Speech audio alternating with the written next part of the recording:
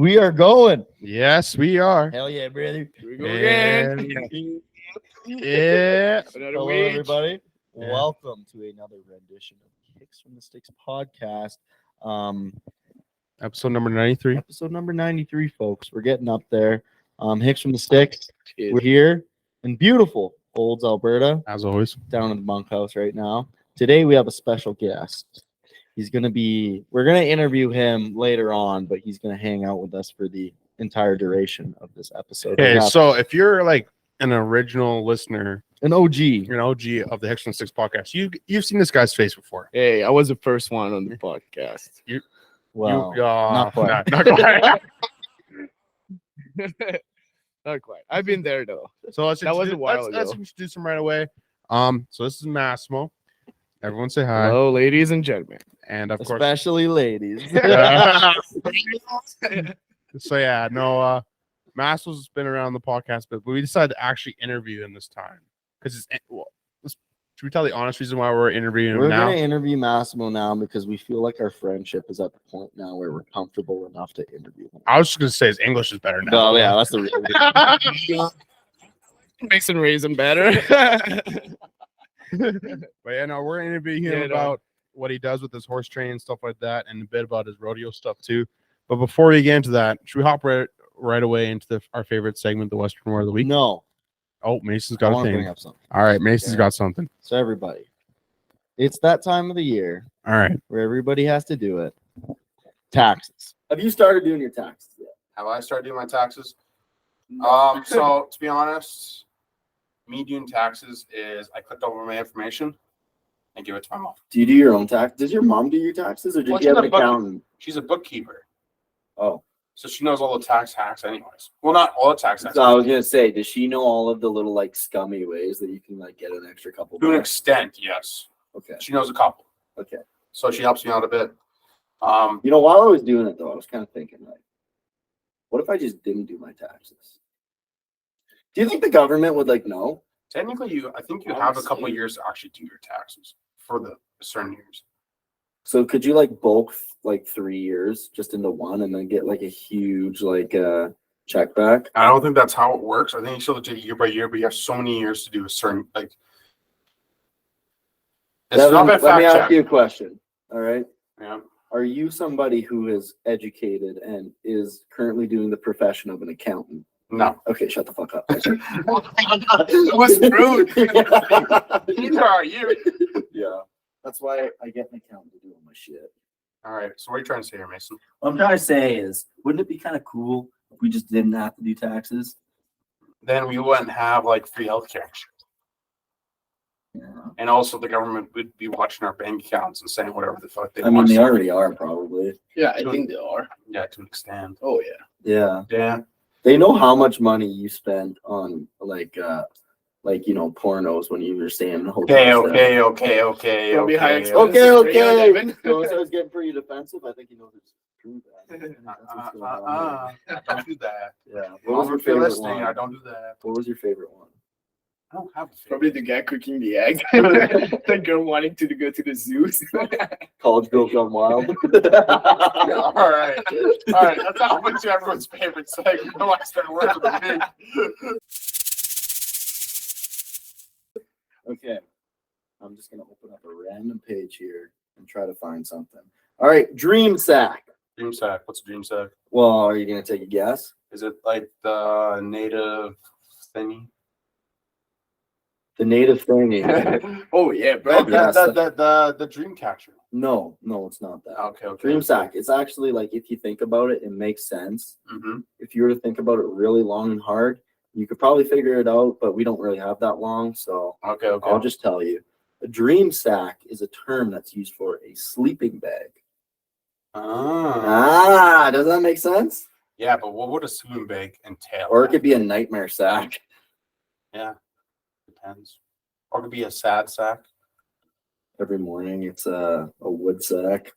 Does sack mean something in English?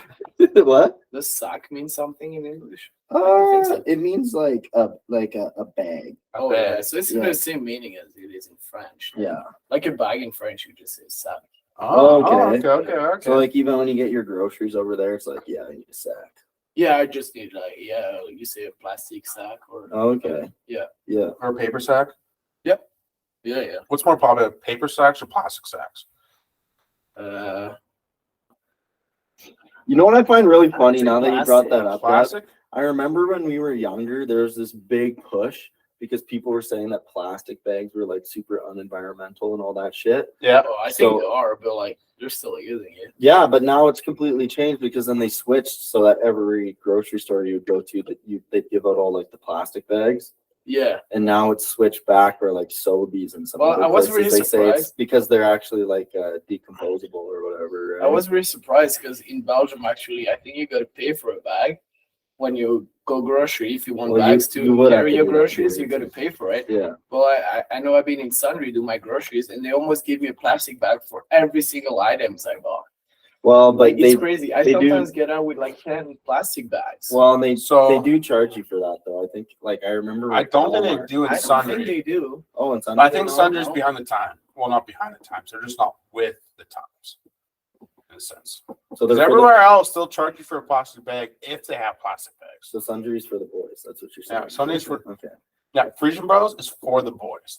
Except they like overcharge the shit out of everything. Yeah, I think you're paying for the bags with everything else you're buying. You want milk? Yeah. That would be $12. Please. yeah, actually. But I give you a free plastic bag. Yeah, the bag's free though. The bag's free for the bottle. It's kind of a deal. It's kind of a deal if you think about it. Here's my one issue though, because like I'm pretty sure every household in North America was using those plastic bags for like garbage bags. Oh, 100%. They were completely reusable. They were reusable. Yeah. But you probably get a lot of folks out there as well that would just, throw them into a ditch or whatever, and then they were probably becoming a problem. I don't know. Maybe the cows were dying. I don't know. I don't know. I have a question though. Okay. When you guys go grocery and get plastic bags, do you keep the plastic bags or just throw them? No. We keep them. I keep them all. Yeah, we keep them and then we use them as garbage bags. Yeah.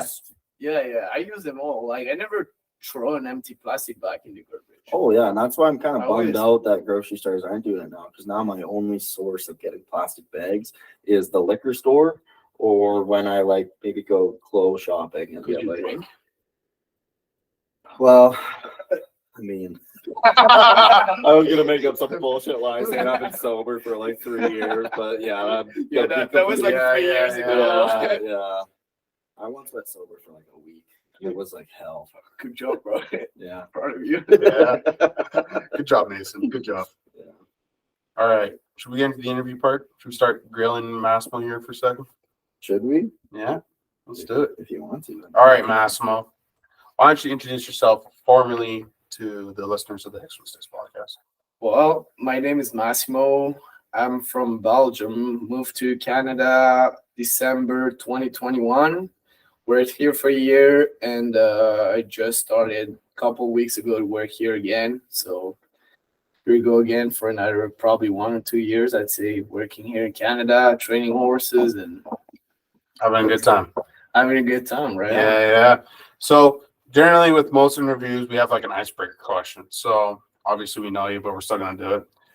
What's your favorite Canadian food, and what food do you miss most from Belgium? So actually, before you say this question, I remember Massimo saying like a week or two ago that like all food in North America is terrible. Okay. So we may have a favorite food here, but it's terrible. But if you want good gastronomy or like actually really good food, I don't think America is the right place to go.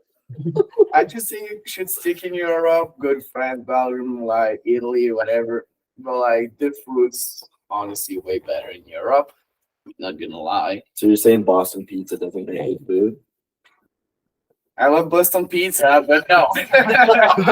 No, it's all right. It's all right. I can eat it, but like it's not the same, right? Like actually in Europe, mostly all the places could serve you like good food.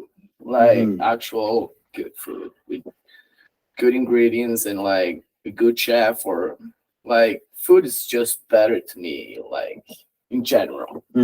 But there's actually some really nice places where you can eat here. Is all the like, pasta over there made in house, or do they like also have some like pre-made pasta? Oh, there's some pre-made pasta for sure. But like if you actually go to Italy and go to those like nice restaurants or whatever, like it's actually fresh pasta, and you can eat some Like I'm pretty sure you guys never tried that, like some really nice pasta, homemade pasta. I don't know if I've ever had. Like, I've never fresh had pasta. homemade pasta. Well, you can't even have pasta. So, There's gluten-free pasta. yeah.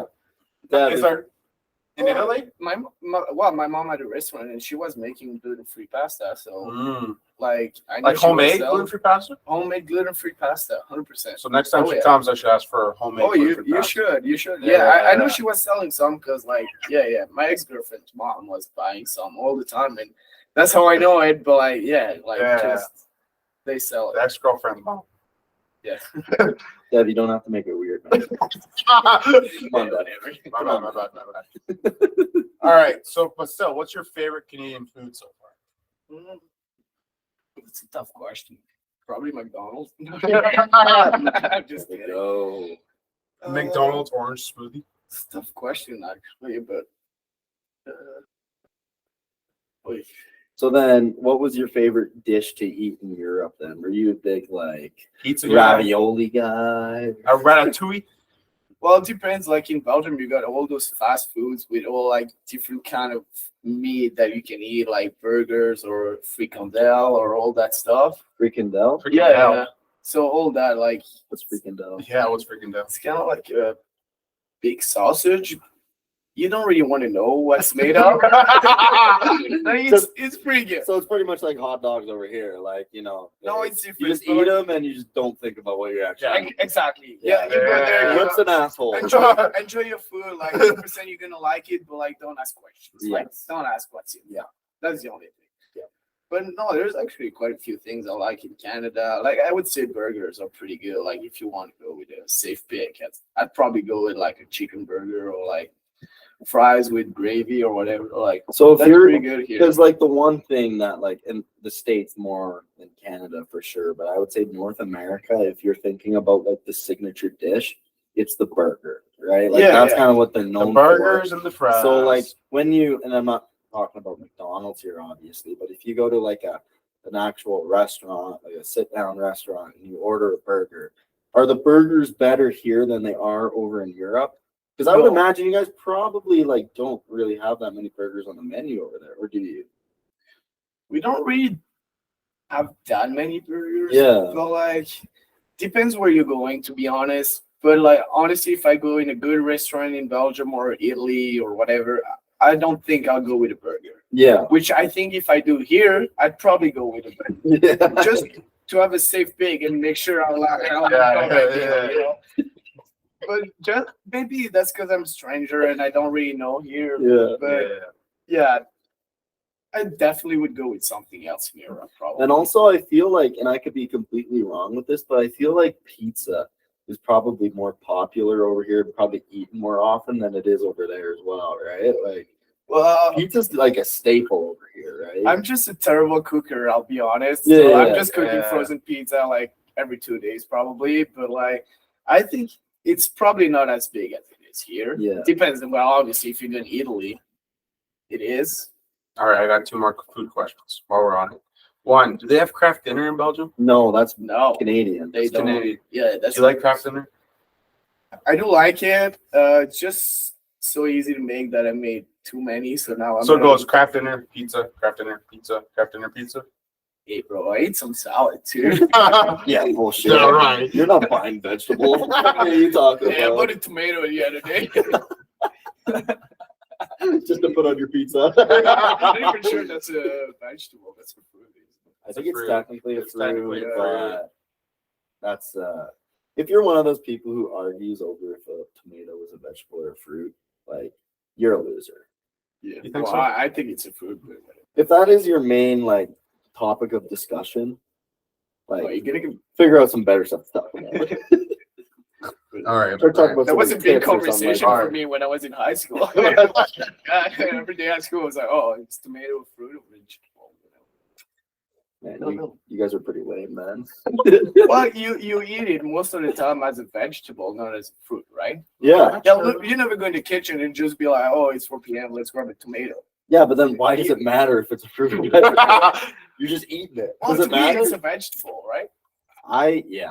I'm in that same boat. I like to classify a tomato as a vegetable, but I guess the scientists determine that it's a fruit. Oh, yeah. Because I don't know. Do you know the reason why it's a Because fruit? it produces its own seeds and something about it growing, like not in like it's like the plant composition is also makes it a fruit for some reason. Okay. I don't know why you're looking at me, but Oh yeah, sorry. Well, you're the Anyways, expert. yeah. Devin, you're the expert here. Yeah, well. You're the tomato expert.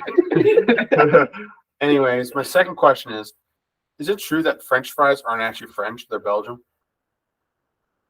I'm probably gonna get some enemy if you got people from France listening, but I'm pretty sure fries are from Belgium.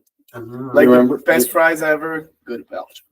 Okay. Yeah, but you guys speak French there, so technically it doesn't really matter. What do you Right. mean? Well, what if the Because guy, they're still French if you- fries if then, you go- because you're speaking French. No, we Belgian. Like never tell a Belgian guy that he's French. He's not. Okay. We're Belgian. Okay, It's okay, different. okay, Like okay. it's two opposite things. is it the same thing as the Quebec guy's not French either? He's not French. He's Quebecois. Quebecois. Quebecois. Yeah. Well, remember when Donald Trump was trying to rename French fries to Freedom Fries? It would have been Yeah, sick, they should man. have stuck with that. Yeah, let me get an order of some Freedom Fries. Sick. Because when you guys order fries here, do you just say fries or do you usually say French fries? Just fries. Just fries. Just fries, right? Yeah. And But it used to be like everyone used to call it French fries. I think, yeah, they used to for sure. But I Mhm. think it just kind of everybody just is like, all right, fries. And it used to be, well, now I find that there's so many different variations of fries. You gotta say waffle fries, sweet potato fries. So, what kind of establishments are you going to, Dev, where there is the variation? Because I would say most of the time where I'm going, if I say fries, they're just giving me regular fries. True. I think you got to specify if you actually want something else than Yes. basic Yeah, fries. fair, Yes. So if you fair. want potato fries, like you gotta ask, like Well, fries aren't potato, but like if you want fries, sweet potato fries. I think that's what you meant. I think you meant sweet potato fries. Yeah, sweet. That's definitely what you Yeah, I forgot the sweet. All right, awesome. You're some yams. All right, let's move into the meat and potatoes here. So, as you said before, you're training horses up here in Canada. How did you get into horse training? Like, is there a lot of horses out in Europe? Like, how does that work? Well, it's honestly getting bigger. It's getting bigger for sure. So I honestly just started riding because my dad always been into horses, and so he left for the States for probably 4 or 5 years, I think, and he worked in the States as well. And Was he also working as a horse trainer? When yeah, in he the was a States? horse trainer in the Okay. States, and then you have to leave because it's really tough for us for visa, all that stuff. But like, he went back to Belgium, whatever, and always been into horses, always loved horses. And he was also, when I was way younger, he was still working into horses. So like, I just got into it because of my dad, obviously, and started riding with him. I rode English for a while, did some dressage, jumping, whatever, till I was 7 or 8 years old. And then I really started, one day we had a roping clinic, and then that day just started riding Western and got into it and just never got out of there. So, did your dad also ride English when he was in the States, or was he riding Western? No, he was training Western. He was Western? yeah, So, was he? training, What was reining. which part of Western was he training? Reining trainer. Reining Yeah, training. yeah. Okay. So, Yeah, he always why trained. did you ride English? Well, because to me, even right now, I'm thinking like the bases are the best in English, and if you want to start properly, it's always really good to write a bit of English because you get a better seed. You got all the bases are really good in English. So like Mhm. you can tell when you watch someone writing, you can tell, oh, this guy did some English writing, or this guy didn't. Like, it's just because it's really important, and it's two different ways to write, but like both are really good, and you can just be really good starting English and get a good seed, good position. Like all those bases are really good in English writing. So you get the foundations really good. Foundations are really Yeah. good in Foundations, English okay. too. And then also because Western, there was at that time there was almost nothing Western back in Belgium. So like English writing it's pretty big. There was some pony clubs or whatever. Like you could go ride to like a big place with a lot of ponies. You could get lessons. So it was way easier if you wanted to ride and get lessons, or like a week clinic or whatever, like you could just go there and ask for that and you'll get it because like it was bigger there and there's a lot of people writing English, I'd say more than Western, way more than Western. So the one question I kind of have is like when you've been here, obviously you've seen that like whenever you're outside of the big urban centers, whether it's a a town or a city or whatever, like almost like it's hard to go probably like 10 kilometers without seeing somebody who has horses, right? When you're in Belgium or when you're in just Europe in general, like how often are you seeing people that have horses? Because I would imagine, like, especially when you were growing up, it was probably a bit of like an exclusive club almost, eh? Like probably not a lot of people had horses, right? Yeah. So like what most people did would say is like, or if you had your own horses, you would just put your horse to a barn and just pay for like board or food or whatever, and then you'll just go ride your horse there. Because like it's actually, land and everything is pretty expensive in Belgium. So like most of people would do that because it's actually really, really expensive, probably way more expensive than it is here to keep your horse at home. Yeah. Right. Yeah. Like you really got to be out of the city, like in the country on some lands, because like it's just pretty expensive to keep your own horses at your own house. So like I'd say most of the people would just go to like public barn or whatever, and hold your horses there and then go ride whenever, or just take lessons there. It's just way cheaper, and that's how most of the people does, just because it's cheaper. Yeah. I'd say. Well, and I guess while you're over there too, like the one thing about here specifically is because there's such an abundance and because there's like so many farms and stuff, like there's a lot of cowboys, there's a lot of farmers, all that kind of stuff. Like when you were over there, when like people, girls specifically, when they would find out that you had horses, and especially when you're doing more of the Western style, where they're like, "Oh, this guy's a cowboy," right? Yeah, like, or were they like, "Oh, this guy's a cowboy, that's cool," or were they like, "Oh, this guy's a cowboy, he's a fucking, he's a fucking dirtbag." Like, that was big of a deal when I was in high school because I was like in that school and like not that many people were into horses or whatever, and like. But were the girls like, "Oh, this guy's a cowboy"? Yeah. Well, honestly, like they don't even make a judgment about it because like they don't know what's about it. Like they're just like, "Oh, cowboy, yeah, that's so." They're just like don't know what's going on. They have no idea, or they're like, "Oh yeah, you rodeo." That's it. Like they just like, "Oh, you rodeo guy." Like, but they don't even know what a rodeo is. But like they're just. That's pretty famous rodeo, right? Like that word. Yeah. So like, but no, it was frustrating because like you don't never really everybody at school and say, "Oh, let's talk about our common passion," because like nobody knew about it. Yeah. It's really, really small and particular people, and like nobody really understands that at that time because. So like even like your high school friends now, like. That are you still hanging out with? Do any of them even ride horses or rodeo or anything like that? Or most of your friends in Belgium now, they're most rodeo friends? So you mean like people I've met in high school? Or Deb, it is possible to have more than one friend group, right? Is it? But like, I'm just kidding. I'd say friends I've made in high school. There's still a couple I'm really good friends with them, but they're not into horses at all. Oh, okay. So they don't fully understand what you do and type of stuff. Yeah, exactly. Oh, okay. Exactly. Gotcha. What were some of like your experiences in Europe? So like you said, your dad got you into it. You did the English riding, then you got into the Western with the roping, and like, so say you finish high school or whatever, like, were you training horses already in high school, or did you have to wait till after high school, then you started working for some trainers so like, I knew what I wanted to do. I always knew that I wanted to train horses. Like, that's what I'd say pretty good at. And that's what you were born to do. Well, no, but like, that's the only thing that really, like, I woke up in the morning and I'd like to do it, and I was like, your passion. Yeah. But like my parents like were really like, you can do whatever you want. Like they always support me, whatever. But they always say like, do whatever you want, but you gotta finish high school, right?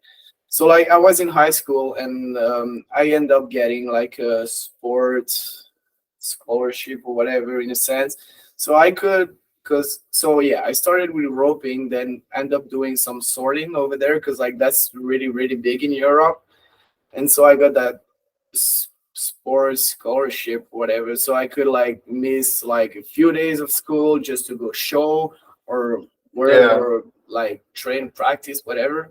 So what I would do is like go to school every Wednesday afternoon. I'd go work in a raining bar, and Saturday, Sunday, same. So I was working when I was done school on Wednesday, sorry, and then Saturday, Sunday, and that's how I really started. Like I was riding, taking lessons, not really taking lessons, but working for them. They would give me lessons, and like really just kind of playing with that. But then I knew when I was finished high school, what I wanted is to actually train horses. But I knew it was not the best place to do it. It wasn't in Europe, so that's why I decided to move. Okay, so you worked for the reining guy during high school. Was there anyone else in Europe you necessarily worked for? Like, Yeah, so I worked for a raining guy for a little while. I was probably 16 or even 14 to 16, something like that. And then I left to France.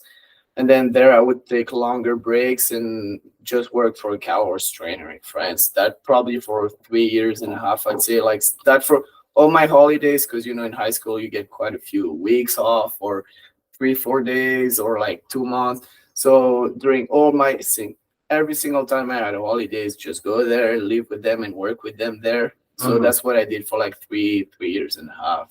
okay. And so then that's how you got exposed to the cow horse side of things. Yeah, exactly. That's with this guy. I restarted everything, and like he really teach me like a lot. So yeah, it's because over there, like, is like I know when we were talking in the past there, like the cutting's really big in the States. Yeah. And so is reining as well. And then cow horse kind of like takes a third back seat almost in a sense. almost in a sense. When you're over there in Europe, like, is it kind of the same deal, or is like reining number one over there? In regards to the Western side of it. I'd say reining is pretty big. Yeah, I'd say reining is big. Then like you go in Belgium, there's no cow horse shows. There's no cow horse at all in Belgium. Nothing. In cutting as well, or No cutting. no either. cutting? It's just No reining. cutting, just Then reining. cutting, maybe quite a few places like France or Germany, Italy.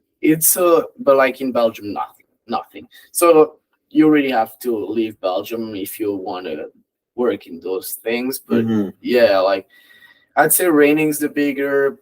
Then probably. Yeah, then obviously English riding, like jumping, dressage, whatever. But like in really Western riding, then there's reining. Then I'd say sorting is getting pretty big right now. Like French sorting is pretty big. Like there's a lot of people doing it, and it's a bit more accessible because it's by teams, so you always work with someone, so it's a bit more like sociable, Mhm. and that's why people likes it. But yeah, like the biggest probably reining, like more money, more clients, more everything. Well, and So- so like, yeah, you say the money and clients. Is there, other than that, is there like a specific reason why reigning's the biggest? Because like from a viewership standpoint, like cutting and cow horse is much more entertaining to watch, right? I would think because like reining is the closest to English riding, the dressage. Oh, okay, okay. yeah. So that's kind of like the Western version of the English dressage, right? Yeah, So that like, makes sense. Yeah. yeah, I would think so. I'm not. So would you say reining is like the gayest version of Western riding? No. I really like reining and I go trainers. No, And if you're listening to this, makes you gay. no, probably not. I think like it's so important because like reining got like if you got a reining horse, like you got all the bases. Like to me, it's really important to teach a horse reining because like then you got all those maneuvers you need, right? You got the spin, so you move the shoulder. You got the stop, so you know how to stop. Then you got the back up. Then you got the lead changes. Then you got the slow down, so control of the horse. And that's like to me the most important, that you can tell your horse is broke and he actually listen to you, and like you can do whatever you want because like the horse got all the maneuvers, and you know. No, that makes sense. Like Yeah. to me, reining is one of the most important, and start a horse like reining bases all day. Like Yeah. just put those reining bases in. Mhm. All right, just to move on to the next little bit here. I'm on our sheet here. We had this later on the sheet, but I think since we're talking about Europe right now, and you talked about how you start off with roping, what does rodeo look like in Europe? Well, actually, like when I was younger, it wasn't that big, but now it's getting bigger. Like there's a lot of people working on it and like trying to make it like as big as it is here. I don't think it'll be that big, but like then we had a lot of problems in Belgium and Europe because like animal protection, whatever. So they were like, "Oh, that's hurting animals. Like you cannot rope, you cannot bull ride, you cannot do that because it's just hurting Which animals." events specifically are they really mad at? Like the Probably bull riding. probably bull riding. But also like I think like calf roping and stuff like that and team roping. No, so there's no really. I don't think there's no calf roping. I'd say like calf roping, tie down roping. Yeah. There's not much of it. Like I'd say team roping. Mhm. Team roping's pretty big. I mean, we had to stop for a while, but now it's starting again. So like I'd say team roping or even breakaways, all right, but like nothing much in that. Okay, so when you go to a rodeo in Europe or Belgium, what events are you like? What are the events you're watching? You'll probably have some bull riding, saddle bronc, and barback riding. Then bar racing, obviously. Yeah. Don't forget bar racing, right? That's okay. We're gonna interrupt this answer, right? Are the barrel racers I know, as yeah. crazy over there as they are here? Hey girls, I love you all, but yeah. All right, so yeah, they have barrel racing and then team roping, and is that about it? So like what it would do if there's actually a rodeo, they would plan a whole show, and then like there's probably some trick riding, right? Like trick roping, then probably put some roping in it, bar racing, pull banding, then bull riding, bar back, and saddle. Is there goat time? No. No. No, All right. No kids that ride sheeps or whatever. Like it's not that big yet, but it's getting bigger. Like there's some rodeo that does it. Hey, I'm talking in general. Some rodeo does it. Okay. Well, and that's the one thing I wanted to kind of ask you about as well. Like here, when it's in the rodeo season or even like the showing season for you, you could go to a rodeo or a show pretty well almost every weekend, right? When you're over there, you'd probably have to travel between different countries in order to do that. But like how often are you able to show or like go to rodeos? Is it like almost like a once a month sort of deal? A horse show or like a rodeo? Both. Because like I'd say a horse show, I remember when I was showing it, like I'd say like you could do one a month, sometimes two a month, but like not that often. I'd say once a month. And the rodeo like maybe once every 2 months. Oh, okay. Okay. So that's not happening a whole lot. No. So that breaks. Well, I think Massimo saying it's happening more now. But like, Yeah. when you were growing up, Like I haven't been there for like almost 2 years, I'd say now, but like it's getting way bigger, and there's so many people working on it and working their ass off to make that bigger and like respected and working with the government to say, hey, it's not a bad thing. And like really, those people are doing such a good job because they're doing everything they can to actually make it like probably not as big as it is here, but like try at least, you know. So since there's only one show a month and one rodeo every about 2 months, are they just big old parties then? Oh man. When I was going to a horse show there, I knew I probably won't sleep for 3 days. Seriously? Like there were some weekends, man. We would go to sleep at 6 a.m. and start showing at 7 a.m. Like it's wild. We got like that last show. I went back for that last show, show last year. And there's literally a club in the horse show. Oh like, shit! There's a club in there, man. Like it's just so wild. Like it just feels sometimes you're just in a club and everyone goes crazy and like. But it's fun because you just know everyone there because it's not that huge, but like you kind of know everyone, so you party with everyone, everyone's dancing, drinking, so just everyone's so happy to see each other again, So like, yeah, it's huge because it's a show, but like there's always like a huge party there. Well, and because there's such that big kind of like party aspect or mentality to it, like when you guys would go to these places, like, does anybody even like really care about their performance? Like, is there like really that much professionalism going on, or is everybody pretty much just there to party, hang out with people who are like-minded as them, because they don't get to be with them that often, and just like, maybe try their best, but really they're just to pretty much drink? Well, I'm talking about range sorting here.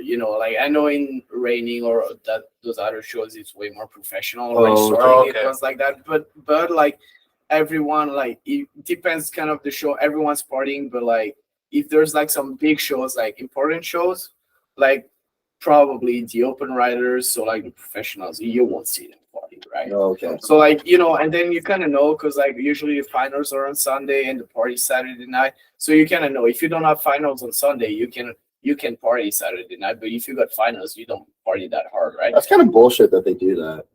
They should make the finals on like Saturday afternoon, so that after you guys are done, you could just go ham and not have to worry about Sunday. Make all the shit riders go on Sunday. What? Yeah. I'll let you talk. I'll let you talk with the boss. Yeah, let him give me some of that. Awesome. Do you have any more questions about Europe? So, yeah, I got one more here. All right. So the one thing that I've noticed from these shows here is it's a pretty good split between like guys and girls that do it, right? Yeah. Specifically more so like like the cowboys kind of stuff, the stuff that we've gotten to watch. When you were over there in Europe, was it like kind of more predominantly like a male thing to do, or was it kind of also split 50-50? I'd say also split 50-50. Okay. Yeah, I'd say so. No. Yeah. No, I'd say. Okay. Milo just tried to bite me. So my question is so we're gonna go back to your dad for a second. So your dad left when he was younger to go to America, train horses in the Western, in the Raining. Was he one of the main people that came back and was kind of like a pioneer or an original guy to do it then in Europe? Like, probably not a pioneer, but yeah, was he one of like kind of like the first bigger role models kind of in the industry? Or was he kind of quiet and stuff and didn't really? He was really quiet. Like my dad's really modest, like he'll never be like the one that makes decision, and like even if he knows a lot, like he'll never show that he knows a lot. Like he'll just say he was. So even from like a coaching standpoint, like he would obviously coach you with certain things, but he wouldn't coach other people. When he came back to Belgium at that time, like he was recognized as an Eritrea trainer, so like Raining, like national Raining trainer, so like pretty good statue, and like he was giving some lessons and everything. But then my dad at one point kind of got out of all that horse business, so he did not even participate about all that stuff, but. He kind of teaching me everything, so I feel like that's a pretty big deal, because like one day, so yeah. Well, also shout out to Mr. Garlanda, because he's a freaking good roper too. Yeah, remember when he was roping with us at 1 a.m. a couple drinks in? Shit, he was good. Yeah, he was trying to coach me the one night. I was probably the worst student he's ever had. Roping is only alive. Like you can go in his bed, wake him up at 4 a.m. He'll be saying, "Bro, we go rope." He'll be like, "Oh yeah, I'm down." I could tell he was probably starting to get a little frustrated with me. It was so bad. Well, He's like, "What the fuck are you doing?" He probably felt really good, because he probably thought coming here, all those Canadian guys are gonna be really good, and then he saw you guys and he felt so good, because he was like, "Fuck me from Belgium, I'm so much better than them." True. Yeah, true. Yeah. Awesome. All right. So you're in Europe. You've been training in France for about 3 years. How did you get into Canada? Wait, I got one more question. All right. That. Does your mom like deal with the horses at all too, or is that just you and your dad? No, my mom, like, she likes horses, but from the house. Fair enough. Likes to watch them at the window. Say hi. Just wave. Yeah, they just scratch their nose once in a while. Yeah, no. But like, I gotta say, like, big hug to my mom. Like she always came to all my shows, support me all the time, and like she always been there. And even if she don't ride or if she's not into horses, she always been there and support us and know the rules and knows everything. So always been there. So Shout out Mrs. Garlanda. Sure, Mrs. Garlanda. All right. How'd you get into Canada? Did you get in here? Like, did you have to sneak across the border, or did you fly over? So He came in on a boat. He came in a package. actually on a boat, then I did a camion, then a train. he was clinging on one of the top of the grain carts. Yeah, it was all in on. Yeah. Oh, that seems like a good spot to get off at. And I had to swim for probably 2 days in a row. Jeez, Yeah. good cardio. All right. That's why I got this body now. So in shape. Got Michael Phelps over here. So, like, how does one from Belgium get into North America? So that's all started like kind of at the end of COVID, but still in COVID. And I wanted to leave for the States. Mm-hmm. It's actually really, really, really tough for us European to get a visa for the States if you don't actually know someone there that wants to hire you, give you like all the whatever. So it was tough for me to get a visa, almost impossible, I'd say, during COVID. So I decided, I found this like holiday work visa for Canada. So I decided to go to Canada because it's still way bigger than Europe, close to the States. So like always good opportunity. So I just write a resume and send it to quite a few people and try to find a place where I could work for like basically it was a year in Canada. So yeah. And then you ended up in Bergen, Alberta. I ended up in Bergen, Alberta by finding I'd say bar TT like Lorraine online, and then I just texted her and she said, "Well, just come over, see how it goes and just try." And then like to be honest, I really moved to Canada, but didn't know anyone. Like, it's not like even I had a friend or something living like somewhere. Like, I didn't know anyone, didn't know anything. Like, never been here before. It was a big risk because it was a big risk, and my English wasn't that good. And I'm like, okay, I'm young, I gotta do it. Like, my dad really pushed me. He was like, you gotta do it, you gotta do it. And I was like, I don't know that, I don't know. But then I listened to him, I did it. Good that I did it. But yeah, it's a big step. And then I moved here, I tried, and then it worked out pretty good. So I ended up just staying for the year and working there. And now you're back. And now I'm back again. Now you're back. You did, and yeah, it's been pretty good. And so you get into Canada and whatever. So before we hop into that though, I have a question written down here. It said, so you get a foal, right? What's the processes that you go through to get it ready to get ready for futurity?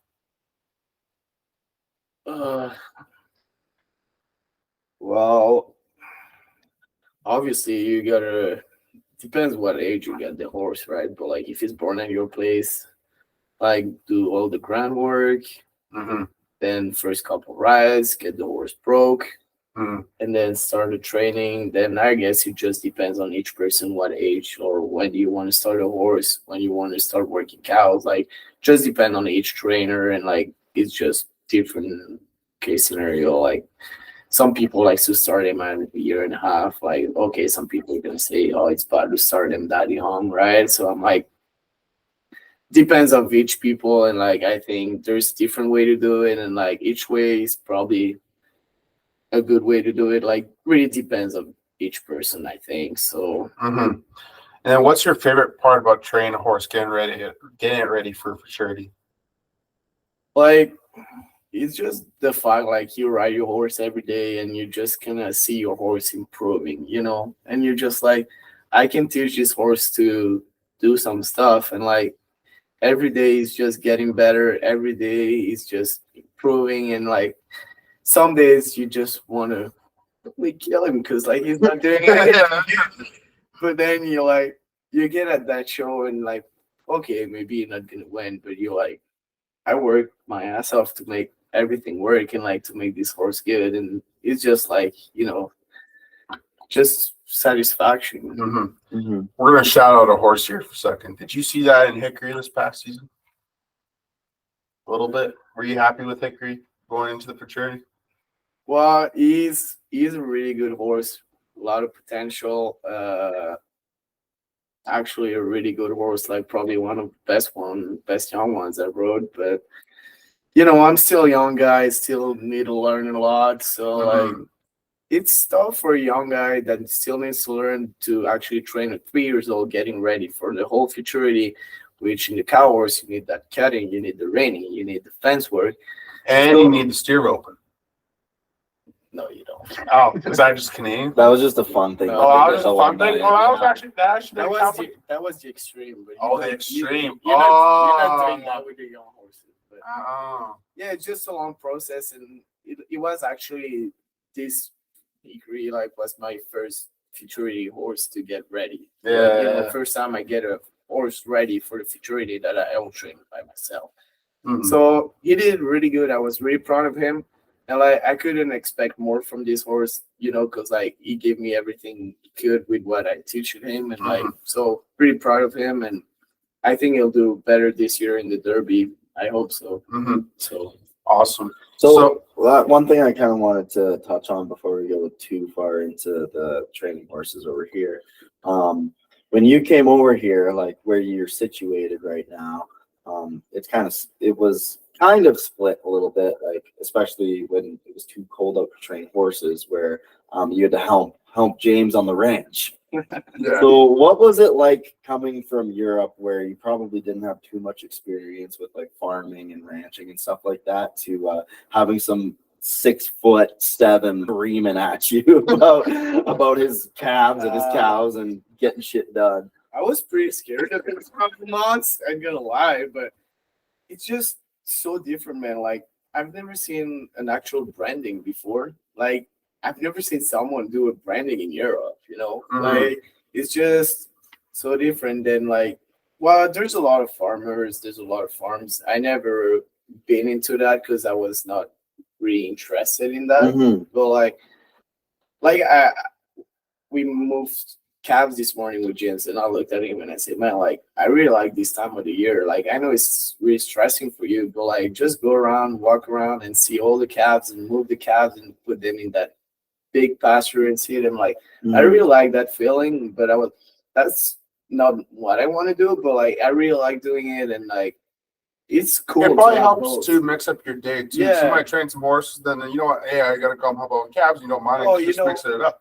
Jim's teaching me a lot with cows and position, how to move them, and how to feel, how to work with cows, and that also helped me a lot with my horses because then I could ride, and all those little tricks he gave me, not everything, but part of it helped me out because it's good things that you can use for what I'm doing as well. So it's, to me, it's never a bad thing to do it, and it always gives you just better. Just helps you to get better in a sense. Well, and I guess over there too, you said it wasn't really any of your interest to help out with any the farming stuff over there because you're just focused on the horses, right? Yeah. And so I guess that's one thing over there in Europe is there's probably not many guys out there over there that will use horses as a part of their farming operation. No. Right? No, it's a quadro. Exactly. Then it's tractors. And then pastures are not that big. You don't need a horse to go check out your pasture. You know what I mean? Yeah, or it's not rough either. Yeah, you get it. Yeah. So my question is, on the ranching side of things, what has been the least favorite job you've had? Feeding a couple beers deep. Did that, James?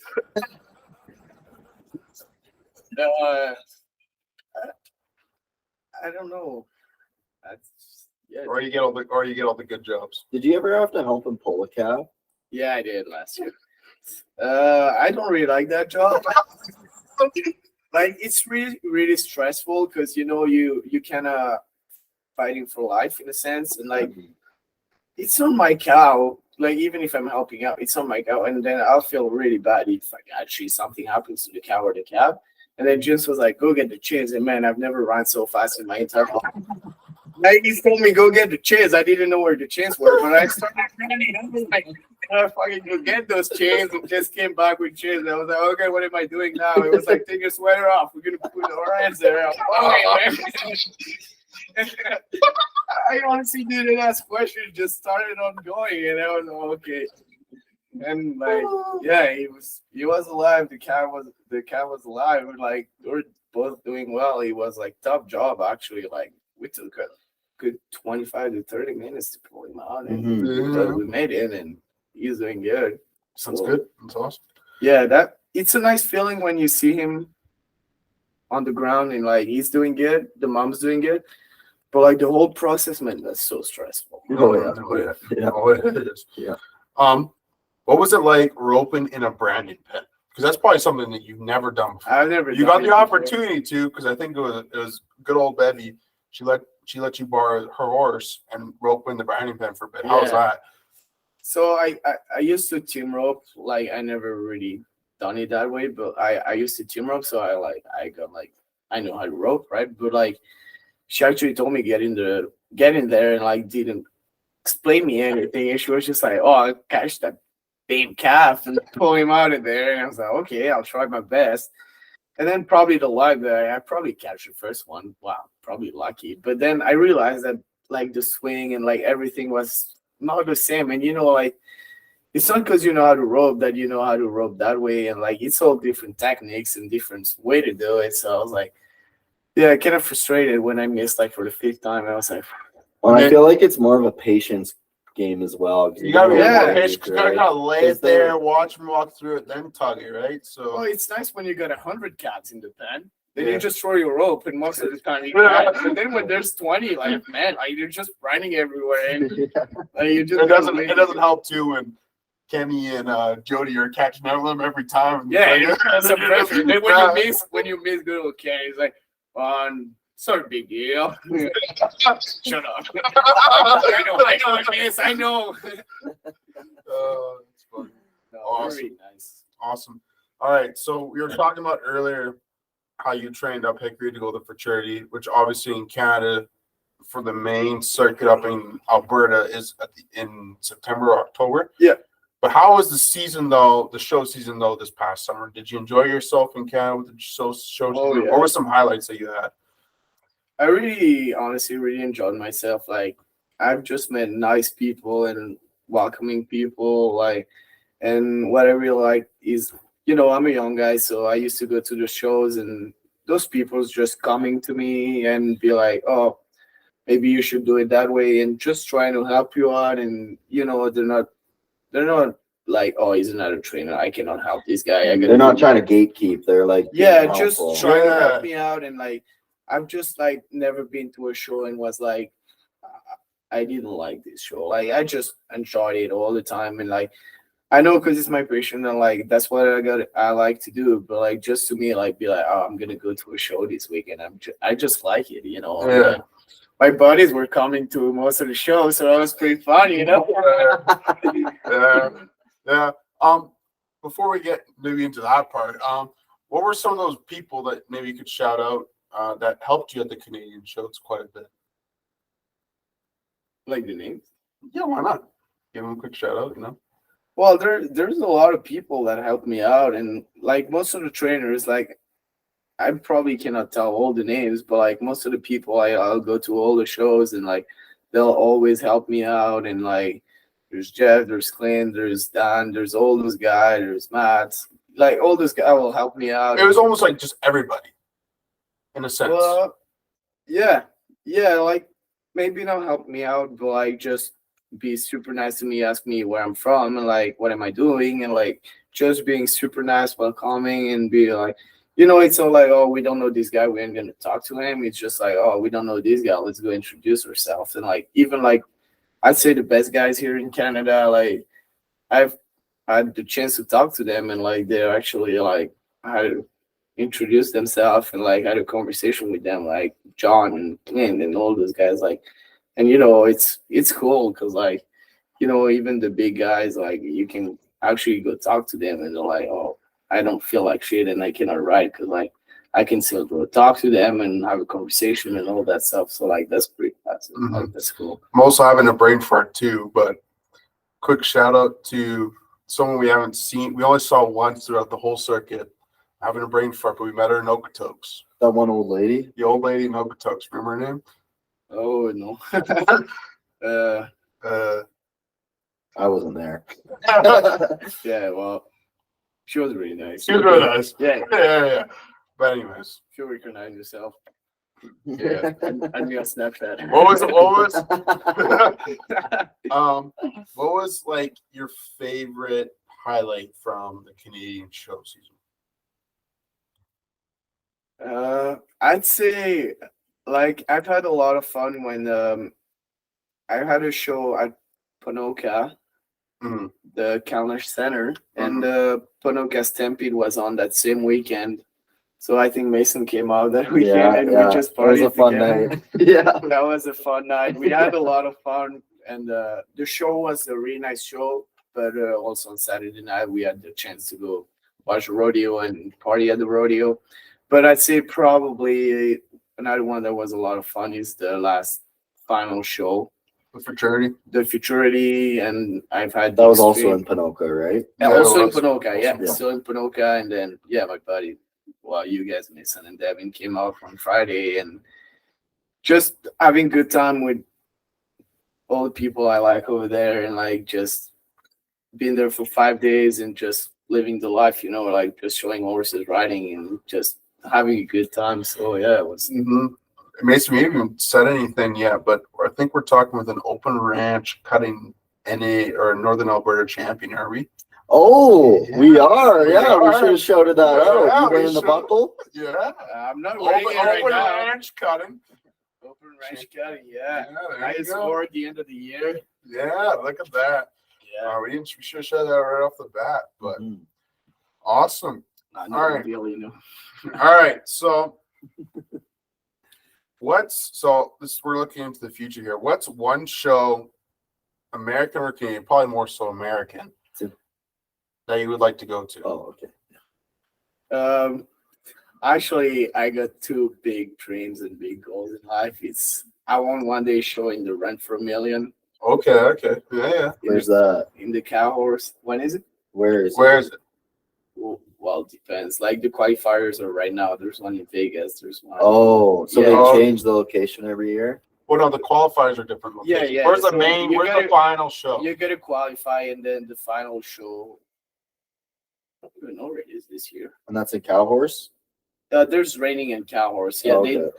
the raining started in 2019, I think, and then last year they added the cow horse in it. Oh, okay. So that'd be, but like the world's greatest horseman. I Mhm. went to Fort Worth in February and watched that show, and like that'd be like, I think That'd be a big deal. That'd be that'd pretty be a big sick. deal. Wanted to go and like one day show there and try to make the finals, and that'd be a pretty good deal. Yeah, because I would imagine probably more of like the high ticket items are probably in the States because that's where it Oh, is. yeah. But Yeah. is there also somewhere in your kind of list of places that would be that you want to do it at, or at least cross it off someday, saying that you did it? Is Stampede as well? I'd like. Well, the cutting of the Stampede. they used to have the cow horse at the Stampede. They don't anymore, but I got the chance to show a nice cutting horse this year and couple. But I'd like try and qualify for the Calgary Stampede. Because in Canada, that would be probably like That's why the top tier. it man. maybe it wouldn't necessarily maybe be like the biggest money.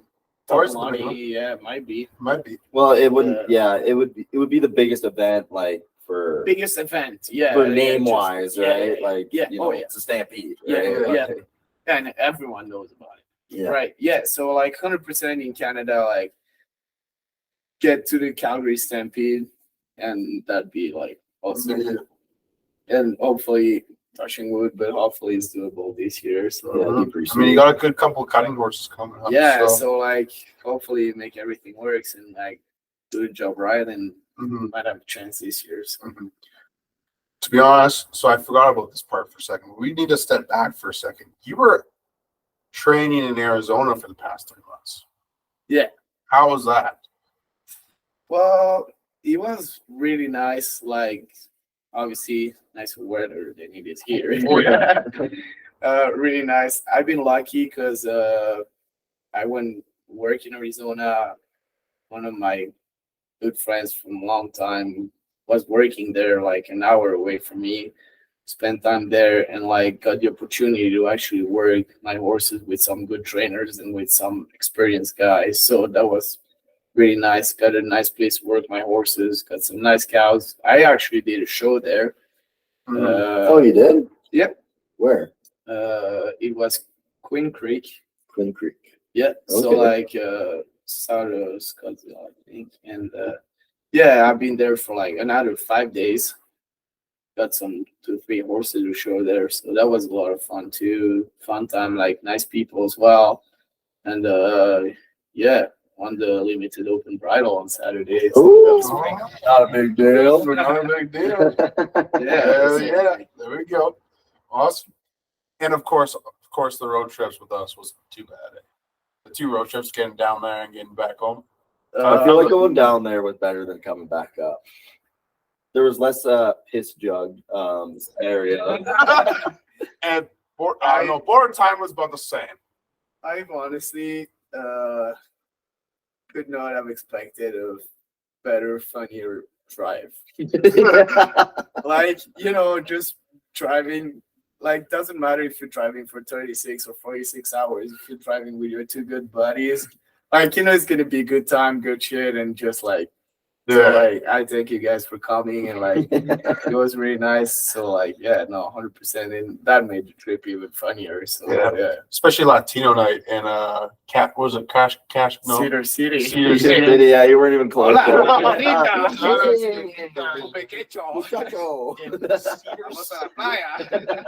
Cedar City, Utah. Yeah. And I mean, we probably could have cut off a few hours at the border, but it's okay. Next time. Yeah, let's not talk about that.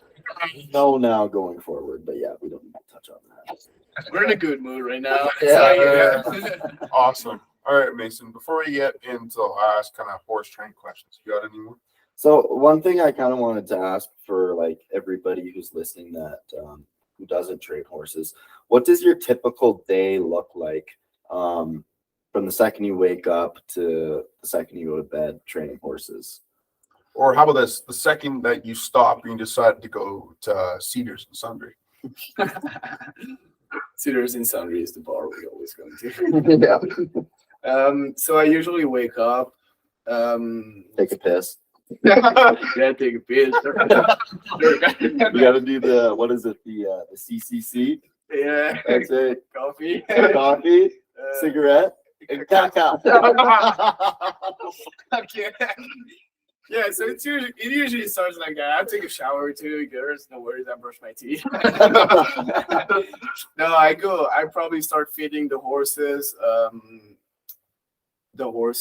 Feeding horses. Well, then depends. Like if I work by myself, but then saddle horses. Just start riding my horses till noon. Probably get a break. Go for lunch, whatever at noon. I'd like to feed hay at noon. So like while I'm eating lunch, just before eating lunch, I'll let them eat Give hay. them some lunch as well. Yeah, exactly. Yeah. So like get hay and then probably ride again in the afternoon, train some horses. I like to start my day with working like maybe the youngest horses, so like 1 or 2 years old till 3. Then probably I keep my better horses for the end of the day, take it a bit more chill. And like I know there's some horses I gotta spend more time on them. Then there's some days I know, well, this day I'm going to work on the flag. So that's going to take me probably 15 to 30 minutes on one horse. Or if one day I got to work on my lead changes or my reining, that's probably going to take me 45 to an hour. So like it kind of depends. Like you got a program and you know what horse is going to take you longer. You know, when you're going to work on which horse. And like some horses, you know, it's different when I train those horses for the shows, and then some horses just for selling or just for ranching, depends.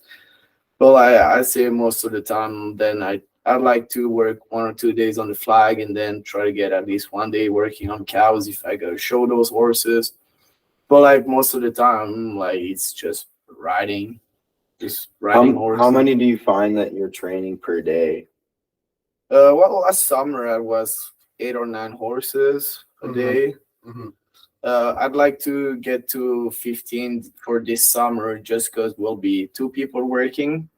So that could be like a 10 to 12 horses a day. Mhm. And then work like other people could work with another 2 or 3. And, if you got someone that helps you to saddle the horses, because, like, You can go a lot quicker then. yeah, a Yeah. lot quicker. Then my day basically is our 5 days of training. Then like Sunday is just putting horses in the walker, exercise them, and then like obviously like just bath the horses, wash tail, wash mane, and then braid them or do all that stuff. So yeah, that takes a little while. So yeah, that's kind of depends. Like if I'm working by myself, I won't be able to do more than 7 or 8 horses because you got to untack, shower all the time, and it just takes a while just the process more than riding. But if you got someone working with you, that goes really quick. So like you could do like 10, 12, like big day 15. Yeah, that's doable. Yeah. But we'll see. What the fuck are you smirking I about? don't know what that sound was, but okay. That's you on the couch. It's not ripping ass. Well, if anyone's gonna be ripping ass, it was you. No, I've So- been ripping ass this okay. I've been ripping ass this whole time. That wasn't me. Awesome. All right. Well, last horse training question. What does the future look like for Massimo Garlanda?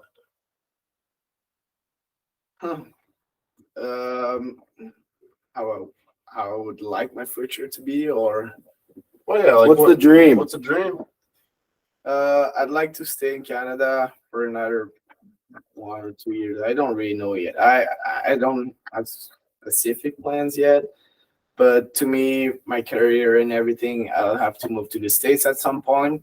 Probably work in the States for a couple years, and just things for what I want to do. Like my best bet is stay in the States because like that business and all the shows and everything's around there. Where the money is. Money. Exactly. So yeah, that's it. And then, like I told you earlier, one day have my clients have enough horses for me to ride. Maybe some people working with me, and just be like, okay, now I can start doing those run for a million or world's greatest horseman, and like just. I think when I get there and like one day make it, and if I got a chance one day maybe win one of those shows, like I think I'll be there. But like I think my goal would be like one day be $1 million rider, not just for the money, but just because it's a cap. Like I was in Texas like in February and watching that show. I was in Fort Worth in the arena, and there was like on the floor like all those posters hanging, All the banners. all the Yeah. banners, and like there was that rider's name, and then $1 million rider, like this other rider, $3 million riders. And then I saw that, and like to me it means a lot. And I just call my dad and I say, well, I just hope one day like I'll have my name there. Yeah, have your name up in the rafters. That- Yeah, that'd be pretty sweet. Not just because I want the money, but just for the signification. Yeah, like just for like, sure. fuck, like then I can be like, fuck guys, like I made I it. made it. Yeah, yeah. That's the thing. And Yeah. that's the whole plan, I'd say. So Yeah. work hard and you'll get there. But Mhm. Oh, that's right. Yeah. Brilliant. Awesome. All right, we got a few random here. Oh, we kind of skipped over this. We had it written down, Dev, but you skipped over it. So, and then we're kind of tracking back a bit here. But when you were in Europe, you did a little bit of bull riding, right? Oh, I'm sorry. Yeah, Yeah, we can't yeah. skip over that. I'm Yeah. sorry. So when you were over there, like how often were you bull riding? well, there was a period of time when I was doing pretty often. So a friend of mine there in Belgium is really into bull riding. Like this guy lives for bull riding. He's really good and he's into it. Like he's been in Vegas to bull riding in Vegas. So like he's really good. And like he kind of took me, and like when he practices or all that stuff, I used to go with him and just ride some bulls. I bought all the equipment, and like I was all set to ride. And then the only problem is like bull riding and my job are two things that doesn't really get along. Doesn't really go hand in hand. Yeah, like fuck, man. Like the first time I rode a bull, I fucking shit my pants. And I like that feeling, man, when you're sitting on that bull and you're like, I gotta kill this and just stay on, like Oh, that it's just feeling. pure adrenaline that's just coursing Yeah. through your veins, right? And also that fight, like just before that, you're just shaking and everything, and then you get off that bull and you survive, and you're like, "Fuck, man, I'm alive." Yeah, fuck, let's do it again. Yeah, and then you just do it again, and then it just becomes like fuck, I just love that feeling, love that adrenaline, and I want to do it again. And then at one point, I was like, man, I gotta stop because then I just gonna hurt myself. Yeah. It's fucked up. Well, and I know you were highly considering doing it over here a little bit as Yeah. well, and I think you kind of got talked out of it a little bit. But Yeah. would you ever do it again, or is it kind of at the point I'll where do it's it. like I'll do it again. you will do it again? Yeah. It just found a good time to do it, Yeah. and Yeah. then I have like 15 horses on training. And Yeah. After the showing season is over. Well, exactly. So if you hurt yourself, it doesn't matter. Exactly. Yeah, it's just be like, oh, I got a show tomorrow. I'm gonna ride some balls tonight and just make it go. Well, no, Yeah, I'll just might not be the best idea. yeah, no. Awesome. Favorite beer? Well, I'd say my favorite, like the one I drank the more often here, probably last year was the Pilsner. Yeah. A lot of Dude, people you- gonna judge that. Okay.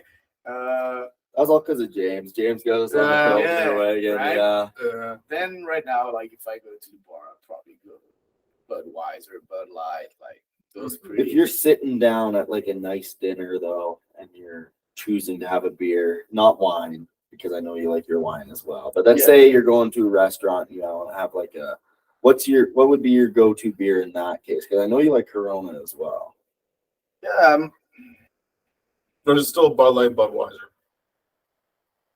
yeah, probably. Yeah, you can't go wrong with that. Yeah, no, just because I'm really specific. Like I don't like darker beers. Yeah. You know, I like blonde beers, like light but not too light. You know, so I kind of go. I like to go with the ones I know I like. You know. Mhm.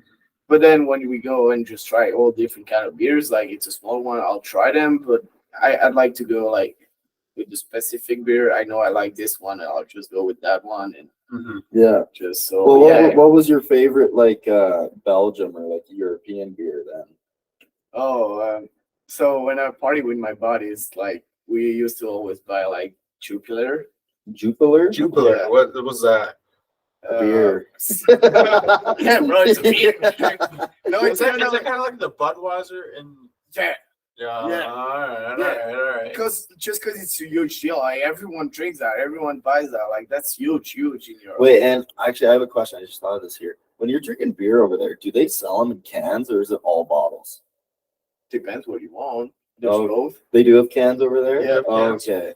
But like if you buy So I was always bottles, under the impression that it was like mostly like bottles over there.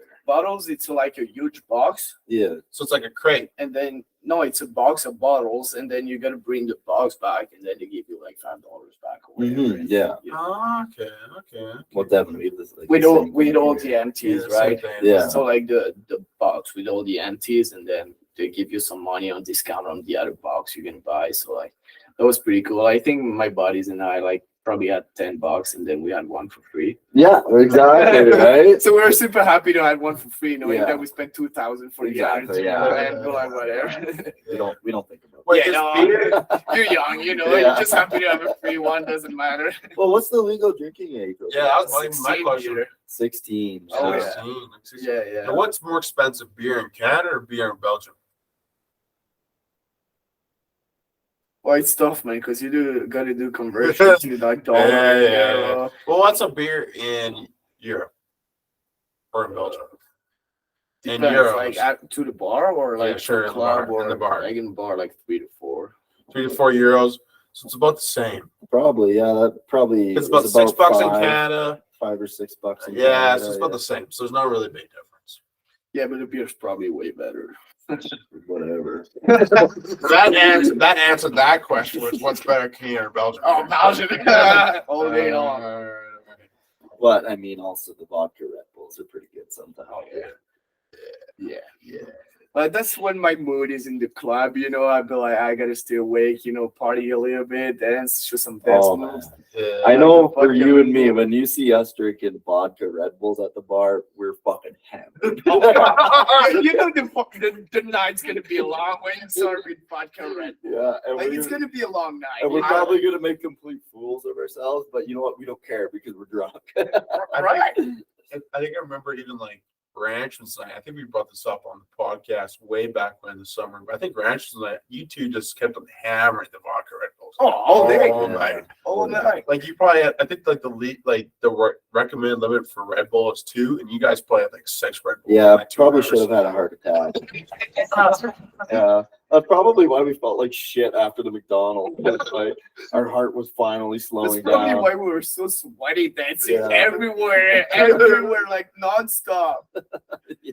Like we're crazy. No, Yeah, but we were I think bouncing like off the walls. you guys also like I really like spice rum and coke. Yes. I'd mostly go with the spice rum and coke. Like if it's a little party, a bit more chill. The vodka like- Red Bull only comes out when you're looking to just go wild. Yeah, Yeah. when I want to go out Yeah, and be but like, oh, rum I and gotta coke. go dance and gotta, you know, I have to talk some bar racer. You gotta build up that liquid courage. Right on, yeah. Right on, Just right gotta on. get some Red Bull into you. Yeah, That makes you- yeah. Get the juices flowing. a little Right. bit. But yeah. All right, hockey. Ah, Have you picked it up yet? Have you played it like at all? Because I know you guys have can you the even skate? pond. So grass hockey. That's actually a good question. Did James ever put you on skates? I this past don't winter? skate. I'm not Oh. really an ice guy, you know. I chill out, have some beers, and watch. It's like fishing. It's like me and Massimo going fishing. We don't really fish. We just sit in the boat. we just sit in the boat and drink beer. It's the same thing. No, but James and I were like shit talking to you guys so hard that whole time we went fishing. We were like, okay, we're fucking fishing. Like you gotta be quiet or else you gotta be quiet when you're fishing, right? And you guys were on the other side of the pond, just fucking like screaming pretty much. Shotgun, Screaming. James and I were taking it serious. So you don't skate. Yeah. I don't skate, but hockey is pretty big in Europe. Like It is, yeah. man, like grass though. What? Yeah, field hockey's pretty big over there. If Field you hockey. go into like, Man, I know- everyone plays that. Everyone, like you just go. Is it dudes and girls are both play field hockey? yes, Yeah, it's kind of the big deal, you know. Like you'd be like, oh, I play hockey, so like everyone's like, oh, he's a girl. Which is funny.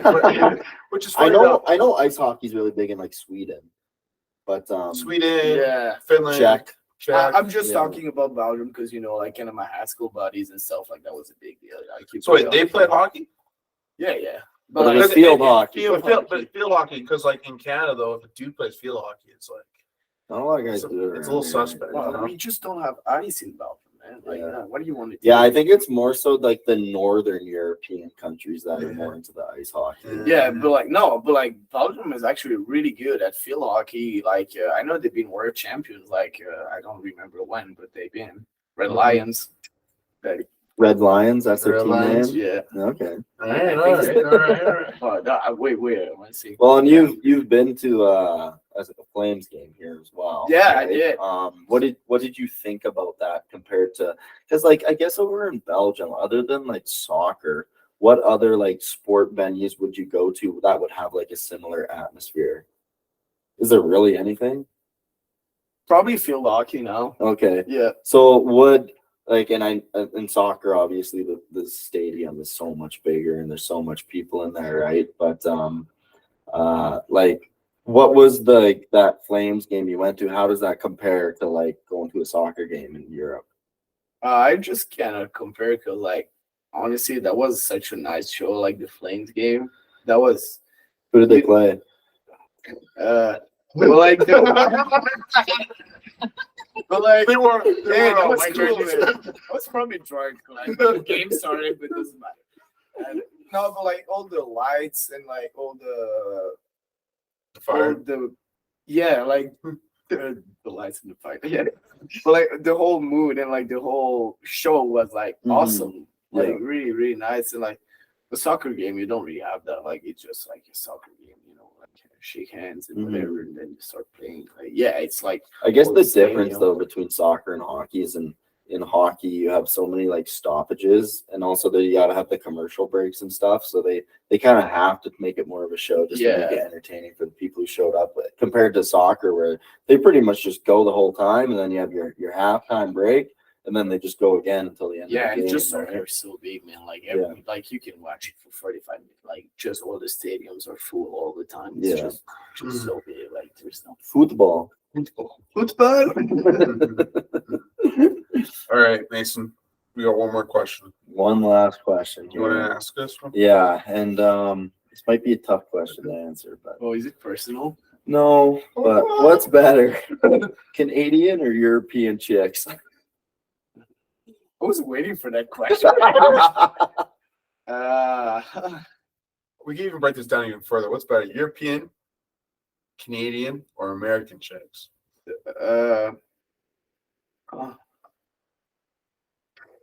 I feel like it's probably on a girl by girl basis. Yeah, we should go with that answer.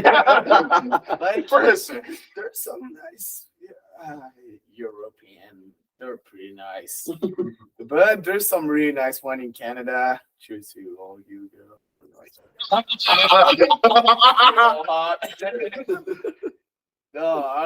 No, honestly, like Canada is really nice, and there's some really nice one in the States too. There's nice girls everywhere. But that Some- sums up the but like- question. I'd be honest, there's some wild ones in Canada. Yeah, they're a little wild. Oh yeah, They got a couple screws loose they did some upstairs. trading. Good thing you're a trader.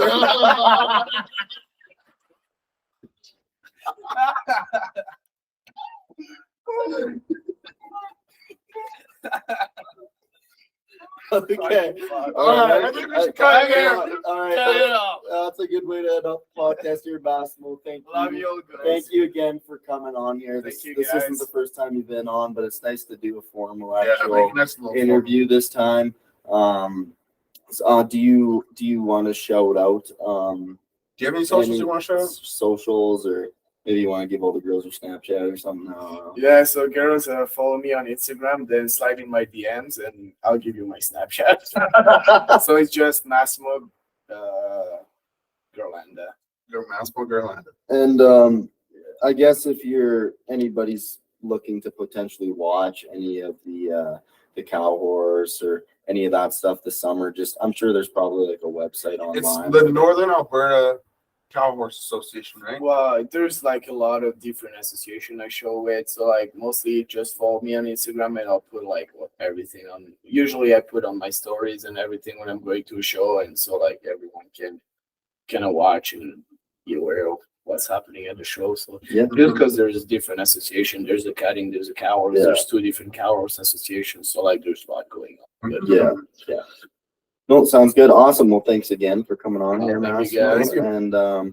And yeah, what do we figure? Are we cutting it here, Dad? Yeah, let's cut it here. I think that's a good way to end it. So Perfect. All right. Well, thanks everybody for listening. follow us on our socials, Yeah. Instagram. Go give Massimo a follow, and then go give us a follow. And if you're a girl, DM Massimo. Well, No. if you're hot chick. Anyways, let's wrap it up here. Yeah, follow us on our socials. And anyways, tell a friend. Tell that friend to tell a friend. Have a good night, y'all. Yep. Have a good All right.